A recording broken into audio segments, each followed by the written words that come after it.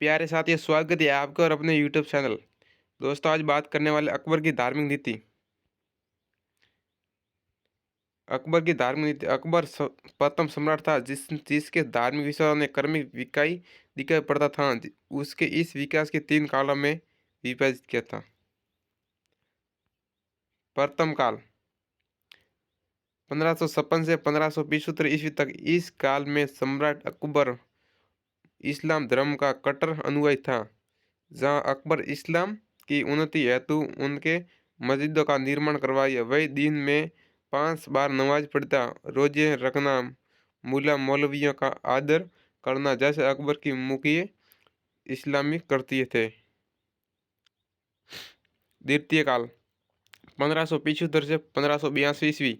सम्राट अकबर का ये काल धार्मिक दृष्टि से क्रांतिकारी काल था। 1575 ईस्वी में सम्राट ने फतेहपुर सीकर के इबादत खाने की स्थापना की थी, जिसने उसने 1578 ईस्वी में इबादत खाने की को धर्म संसद में बदल दिया। उसने शुक्रवार को मांस खाना छोड़ दिया था। अगस्त सितंबर 1579 ईस्वी में महजर की घोषणा कर सम्राट अकबर धार्मिक मामलों में सर्वोच्च निर्णायक बन गया।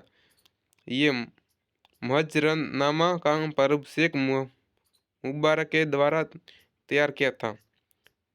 उलेमाओं ने सम्राट अकबर के इमाम आदिल घोषित कर विवादास्पद कानून समस्या पर आवश्यकतानुसार निर्णय का अधिकार दिया। तृतीय काल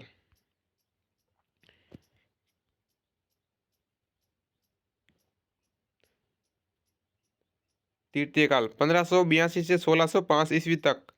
इस काल में सम्राट अकबर पूर्ण रूपेण दीन ए इलाही के अनुरक्त हो गया था। इस्लाम धर्म की उसकी निष्ठा कम होती जा रही थी। हर रविवार को शाम इबादत खाने के विभिन्न धर्मों के लोग जमा होकर धार्मिक समस्याओं पर वाद विवाद किया करते थे। खाने के शुरुआत दिनों में शेक्सपियर उलेमा ही धार्मिक का वार्ताओं हेतु उपस्थित होते थे, परंतु कालाकार में अन्य सभी धर्मों के लोग जैसे ईसाई, जरयुस्ट्रीवादी, हिंदू, जैन, बौद्ध, पारसी, सूफी आदि को इबादत खाने में अपने अपने धर्म को पत्थर को प्रस्तुत करते थे, बुलाया करते थे। इबादत खाने में होने वाली धार्मिक वाद विवादों में अबुल फजल की सबसे महत्वपूर्ण भूमिका होती थी। दीन ए इलाही। मुख्य लेख दीन ए इलाही सभी धर्मों के सार संग्रह के रूप में सम्राट अकबर ने 1582 ईस्वी में दीन ए इलाही तौहीद ए इलाही या देवी एकेश्वरवाद नामक धर्म का प्रवर्तन किया। उसके राजकीय धर्म घोषित कर दिया था।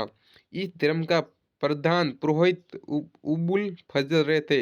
इस धर्म में दीक्षा प्राप्त करने वाला व्यक्ति अपनी पगड़ी और सिर को कबूल अकबर को शरणों में रखता था। सम्राट उसे उठाकर उसके माथे पर पूर्ण पगड़ी रखकर सख्त अपना स्वरूप प्रदान करता था, जिसके ऊपर उल्लाह को अकबर खुदा रहता था। इस मत को अनुयायियों को अपने जीवित रहने के समस्त ही श्रद्धा भोज देना होता था। मांस मछली खाने पर प्रतिबंध था और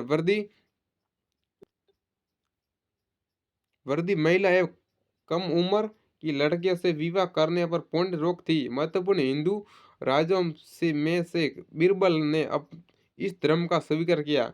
इतिहासकार स्मिथ ने दीन ए इलाही पर उद्गार व्यक्त करने हुए कहा कि ये उसकी साम्राज्यवादी भावनाओं को शिशु व उसकी राजनीतिक म- महत्वाकांक्षाओं का एक धार्मिक जमा है।